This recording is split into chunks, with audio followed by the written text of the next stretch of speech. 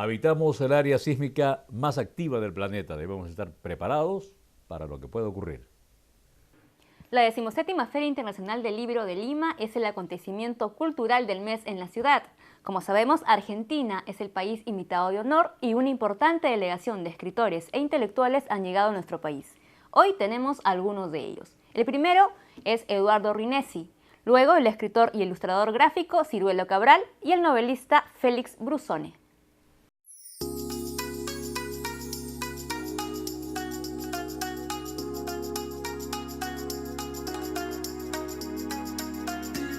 Desde hace bastante tiempo me viene interesando la pregunta acerca de cuánto tiene la tragedia, como yo diría, como género teatral, como género literario, como género poético, para decirnos acerca de la naturaleza de la política y para ayudarnos a pensar la política.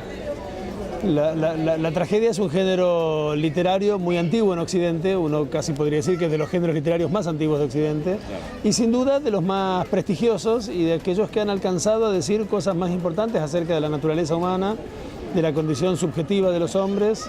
Es posible decir que todos somos hijos de un puñado de grandes tragedias escritas en dos grandes momentos de la cultura occidental, que son la antigüedad griega y el Renacimiento europeo.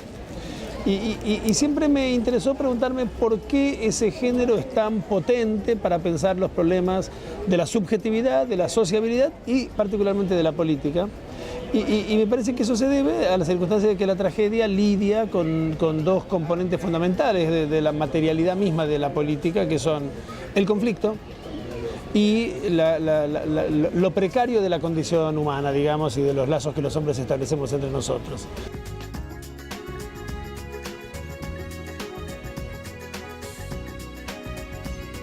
En particular Hamlet, por supuesto, que es sin duda su pieza mayor, más célebre, pero además de mayor densidad filosófica y política, me parece que se puede decir, y algunas otras piezas, entre las cuales me resulta particularmente interesante por su capacidad para decirnos algunas cosas sobre el funcionamiento de la sociedad moderna, El Mercader de Venecia, que es una rara pieza de Shakespeare, una rara comedia, ¿no? Como ha sido dicho muchas veces, una comedia que hace llorar, una comedia rara en la producción shakespeariana que a mí me resulta muy útil para pensar los problemas de la política.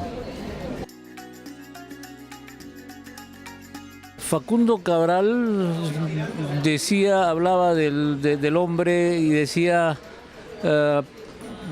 no importa si es chino, japonés, negro, blanco, amarillo, basta con que sea un ser humano, peor cosa no podríamos ser. ¿Eso tiene que ver con la intrínseca perversidad del hombre? Bueno, si existe algo así como una naturaleza intrínseca de los hombres, es una materia de debate interesante en la historia de la filosofía, ¿no? Uno podría decir que hay una corriente, digamos, optimista, que tiende a pensar que los hombres somos bichos básicamente buenos y que después la sociedad y sus perversiones nos vuelven personajes más complicados, y que hay una corriente más pesimista, digamos, que en cierto modo uno podría decir que nace con la modernidad misma, ¿no? La antropología negativa de Maquiavelo, de Hobbes, de tantos otros, que supone que los hombres somos bichos básicamente complicados. No sé si decir que nada podría haber más bajo que eso, pero que si es posible establecer entre nosotros lazos amistosos, lazos de fraternidad, lazos de solidaridad, e incluso buenas formas de la sociedad, eso no se hace como expansión de una naturaleza intrínsecamente buena, sino al revés, como resultado de una permanente lucha que damos contra nuestra naturaleza, que es más bien belicosa y problemática. En esa frase que yo no recordaba de Facundo Cabral, uno puede decir que hay el principio de una filosofía política que anima buena parte de la aventura de eso que llamamos modernidad. Me parece que el desafío es pensar cómo los hombres podemos establecer entre nosotros y las sociedades pueden establecer formas más razonables de convivencia. A mí me parece que la postulación de que la tragedia constituye algo así como un fondo último, digamos, de las relaciones entre los hombres, no debe necesariamente llevarnos al optimismo de suponer que la vida es siempre y necesariamente trágica, sino al optimismo prudente de pensar que tenemos que arreglárnoslas para estar siempre un pasito más acá de ese abismo de sinsentido y de tragedia, y que esa es la naturaleza, la dignidad y la misión de la política.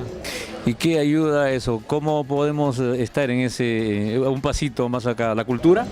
Sí, la cultura democrática, la cultura del diálogo que no sea un diálogo ingenuo, que sea un diálogo que tiene que saber necesariamente que se sostiene sobre un fondo de conflicto y posiblemente de conflicto irremediable. Me parece que esa es la forma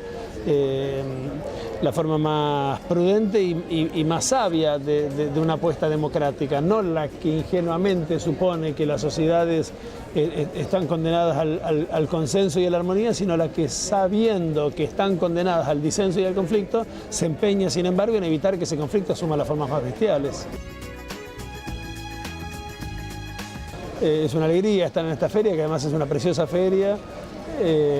No hay duda de que se trata de dos países con historias paralelas, con historias de una vieja amistad política, literaria, de fuertes cruces literarios, ¿no?, sobre los que habrá ocasión de conversar en estos días.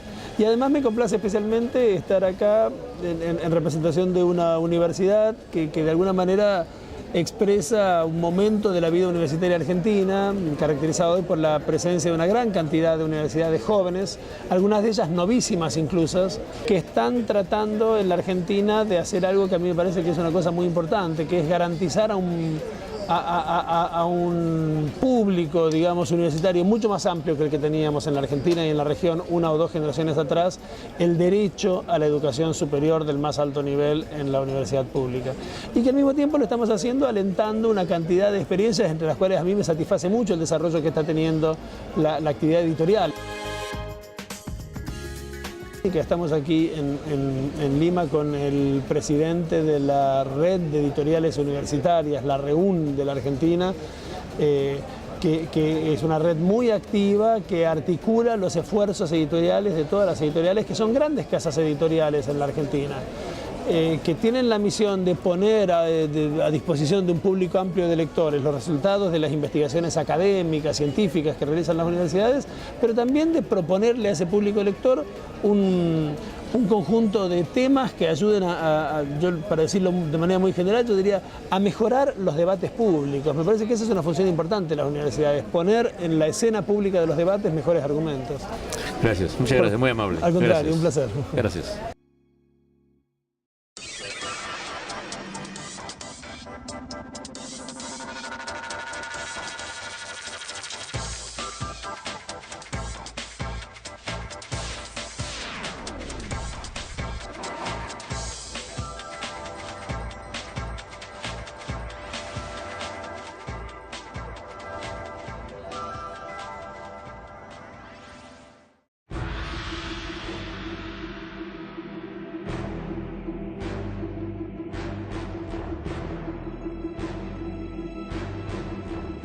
Ciruelo Cabral integra también la delegación argentina a esta Feria Internacional del Libro de Lima como país invitado de honor, aunque él hace buen tiempo que reside en Barcelona. Nos contaba que él es un escritor e ilustrador de historias fantásticas y se ha instalado en Barcelona. ¿Por qué la ciudad del dragón? Bueno, la elección de Barcelona, que la tomé en el año 87, fue arbitraria, no sabía muy bien con lo que me iba a encontrar, en esa época no tenía mucha información, yo era muy joven. Me fui porque necesitaba encontrar editoriales que publicaran lo que yo quería hacer, que era fantasy, o sea, arte fantástico. Allá empecé a trabajar para editoriales que publicaban literatura fantástica, empecé haciendo las tapas de libros. Muchos de esos libros tenían como figura central al dragón. Fui aprendiendo que Barcelona es la ciudad del dragón, en su tradición milenaria. San Jorge, que es el patrón de Cataluña, que es quien mata al dragón. En realidad el dragón se hizo más popular que San Jorge en toda Cataluña. Y bueno, Antonio Gaudí usó para sus obras arquitectónicas mucho la figura del dragón también. Bueno, la cuestión que yo desde Barcelona empecé a trabajar para el resto del mundo, diferentes editoriales y diferentes clientes y personajes en Estados Unidos, Alemania, Italia, Inglaterra. Libros de arte sobre mi trabajo se publicaron en Inglaterra, en Estados Unidos. Ya llevo 8 libros publicados de mi trabajo y en los últimos años empecé a editar mis propias historias para ilustrarlas también y las publico en diferentes partes del mundo. ¿Tiene sus propios personajes? ¿Qué personajes ha creado? Mis personajes más conocidos son dragones, muy famosos a través de todas las publicaciones que yo hago. Además se publican calendarios, pósters, tapas de discos, tapas de libros en todo el mundo, pero sobre todo en internet, que se conoce y se proliferan mucho las imágenes. Mis dragones están entre los más conocidos del mundo, dragón blanco y dragón negro, que también son personajes dentro de mis historias, de mis libros. ¿Por qué el dragón tiene ese atractivo medio místico? Bueno, es un misterio también. La pregunta nos llevaría a analizar un poco por qué las culturas ancestrales de todas partes del mundo tienen la figura del dragón dentro de las figuras más importantes de su mitología y leyendas, desde los orientales, pasando por Mesoamérica, pasando por los celtas en Europa, todo el mundo, incluso los mapuches en la Patagonia tienen serpientes aladas gigantescas dentro de su leyenda. ¿Qué son dragones? Que son dragones. La respuesta, digamos que la tenemos que dejar en el misterio. Es algo que yo también sigo investigando a medida que viajo y hablo con gente que, por otra parte, lo que más me interesa a mí es estudiar las culturas, la cosmovisión de las culturas ancestrales, y mis libros y mis pinturas tratan mucho sobre ese tema. Así que bueno, esa respuesta queda en un misterio, no lo sabemos por qué, pero sí que lo que sabemos es que cada vez está volviendo más en la actualidad la figura del dragón. Y este año vamos a tener otra vez un lanzamiento de una película muy especial que es El Hobbit, para fin de año, que está levantando mucha expectativa y que va a lanzar los dragones otra vez a la estratosfera, así que hay que prepararse. Me decía que trabajó con George Lucas. Sí, desde el año 93 vengo haciendo una serie de trabajos regularmente para él. Él me llama a Barcelona, donde yo vivo, para hacer diferentes proyectos, generalmente editoriales. O sea, yo hago pinturas para libros que publica él, relacionados con sus películas. Empecé haciendo una trilogía de libros que él publicó como escritor, que continuaban la saga de una película de él que se llamaba Willow. Y la última que hice hace un par de años era para Star Wars, una pintura que era para un libro que él editaba sobre artistas que interpretan el mundo Star Wars y que al mismo tiempo se convierte en una exposición que va a ser itinerante dentro de Estados Unidos. Él suele comprarme los originales, además de encargarme las ilustraciones, o sea que también es un gran coleccionista de arte. Esto no sé si hay mucha gente que lo sepa. Yo tuve la oportunidad de conocerlo a él y conocer su casa, el rancho en San Francisco, y vi la colección de arte más completa del mundo, podría decir. Gracias, muchas gracias, muy amable. Gracias. Estamos en la 17ª Feria Internacional del Libro de Lima. Vamos a la pausa y de regreso volveremos con la segunda parte de este informe.